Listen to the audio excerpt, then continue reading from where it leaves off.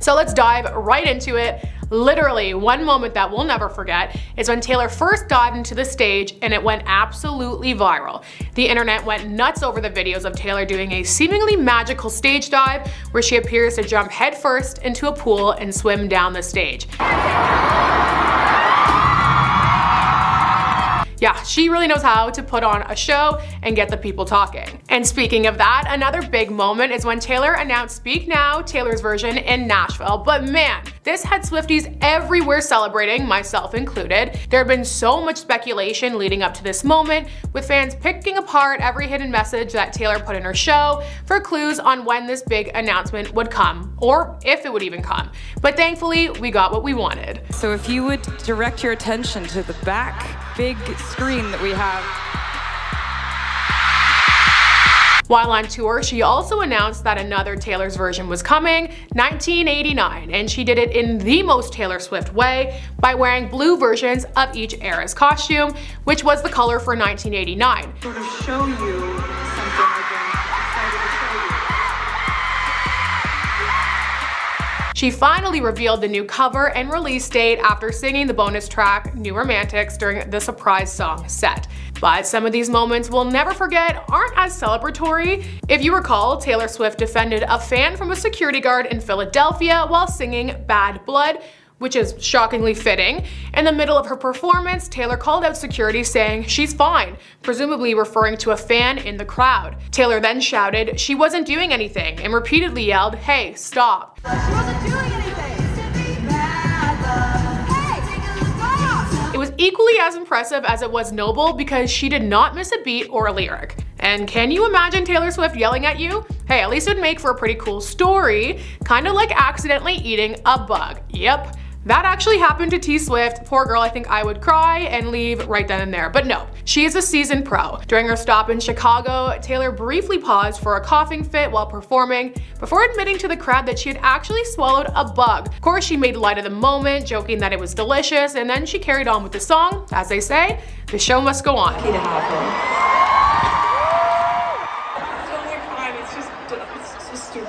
So it might not be a love story between Taylor and her creepy critter, but it certainly was for all of the adorable couples who got engaged at the tour. Of course, the proposal was set to love story because, well, duh.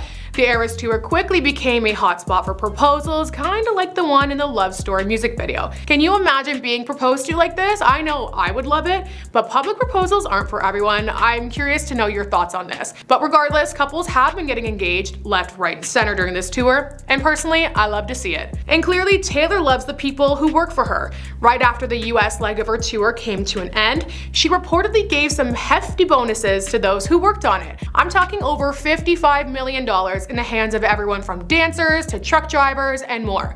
That is incredible. Because let's be real, Taylor Swift is absolutely raking in the cash from the Eras Tour, not to mention all the wealth she accumulated over all those years from her 10 studio albums and various tours. I just love that some extra money went to the people who are also working extremely hard, but honestly not getting the recognition that they deserve, and probably not the paycheck that they deserve either. It warms my heart. So with a tour of this magnitude and with a seasoned pro like Taylor at the helm of it, you know that the set list was chosen deliberately and delicately. And if you were one of the lucky ones who scored tickets, unlike me, or if you even saw the Eras Tour movie, then you would know that Taylor kicks off her 44-song set list with hits from Lover. This song really is a real guided tour throughout all the, things I tend to hate about myself.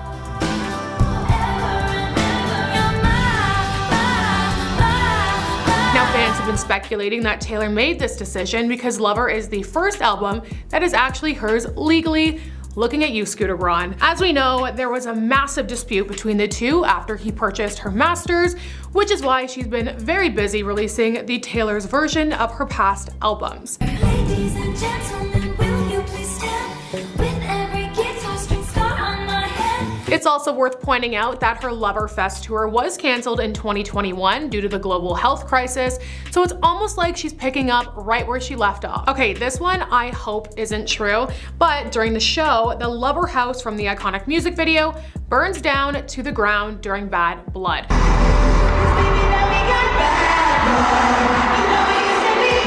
Now, this had people wondering if it could symbolize Taylor taking a break after this massive world tour, but I really don't see that happening. Taylor is having a moment right now. Between her wildly successful tour, the movie, plus all of the press she's getting from her whirlwind romance with Travis Kelce, she is everywhere. I mean, she just hit billionaire status. Dare I say she's in her billionaire era? So I can't see her slowing down anytime soon. I think we can write this one off as a homage to Bad Blood, the music video, or at least that is what I'm choosing to believe. Now we got problems, and I don't think we can solve them. Of course, Taylor also hides some Easter eggs in the props that she uses on stage. You can see that she's wielding the same golf club from the Blank Space music video. However, don't worry, she doesn't smash any fancy cars with it while performing, although that would be very entertaining. So it's gonna be forever, or it's gonna go down in flames. But she also brought back some iconic outfits like the fabulous purple coat from Lavender Haze.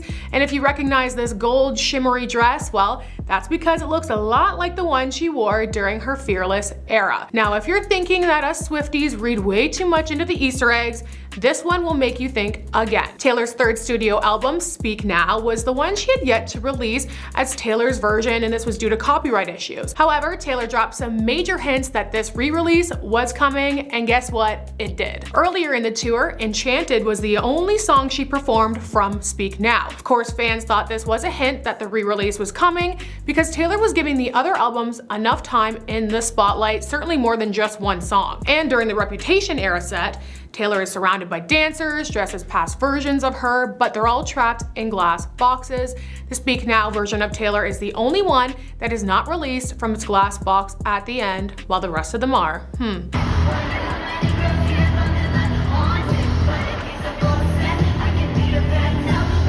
And then there were the shirts. During the Red Era segment, T Swift wears a t-shirt with the words, "A lot going on at the moment," bolding a lot in red, and then the rest in black. Another night, she wore a shirt that said, "Who's Taylor Swift anyway? Ooh." Too many cool kids. Taylor Swift anyway. Ew. With "Ooh" in red, and this is of course a reference to the 22 music video, but fans speculated that she was using the red letters to spell out Speak Now, Taylor's version. Taylor's second Nashville show was nearly canceled because of very severe weather. Like, it was bad enough for fans to have to take shelter for 4 hours. It was crazy. But that did not stop Taylor. Nope, T Swift still went on and performed her heart out in the pouring rain until 2 a.m. The pictures and the videos from that concert blew up online because of just how magical they looked. This is a true Taylor Swift moment as well. Rain is often mentioned in her lyrics, so it just seems fitting either way. Okay, I don't know about you guys, but I always wonder what my favorite artists think about their past music, like what albums are their favorites, what's their least favorite, and I know many Swifties wonder the same thing because there was endless speculation as to Taylor's thoughts on her album Evermore. Fans were absolutely convinced that Taylor wasn't too keen on it when she didn't celebrate its 1-year anniversary on social media, but as we know, Taylor keeps up with the Swiftie community and finally put those rumors to rest at a stop in Arizona. During the Evermore era of the Setlist, Taylor addressed the speculation, telling fans that she absolutely loves Evermore, despite what everyone says on TikTok. So yep, Taylor's always listening. Prove wrong the allegations that I hate Evermore because I actually love that album and I'm so proud of it and I'm so happy that you like it too. Another moment that had fans going wild is when she debuted the music video for her smash hit Karma. Mama is the guy on the streets. So fans attending Taylor Swift's 3-night performance at MetLife Stadium in New Jersey were in for some unexpected surprises before the first show even began. Ahead of the performance, Taylor announced the release of Midnights Till Dawn, so an expanded version of her 2022 album. This release included a remix of the song Karma, featuring of course Ice Spice. However, Taylor went above and beyond a simple shout out to the new release during the show. She decided to debut the music video for Karma right in the middle of her set, and it seemed like a fun moment for Taylor too, who gathered with her dancers on stage and they all watched the video. Which brings me to the next memorable moment, when Taylor had another surprise up her sleeve for fans, bringing Ice Spice on stage to perform the Karma remix together. Just imagine being there and Ice Spice pops up on stage. Yeah, the people went wild. So closing the show with a bang, Taylor added an extra thrill to Karma by inviting Ice Spice to perform alongside her for not 1 night, not 2 nights, but 3 consecutive nights, With the star power of Taylor Swift and the buzz around newcomer Ice Spice, it really did not take long for the Karma remix to shoot up the charts. But that's just one of the many celeb cameos at the Eras Tour. Taylor even brought a certain famous ex-boyfriend up on stage with her. So back in 2009, Taylor Swift and Taylor Lautner dated, and it was even confirmed that her song Back to December was about him. That song makes me cry every time. However, there's nothing but friendly love between the exes now. I mean, obviously, since she brought him on stage at a stop in Kansas City,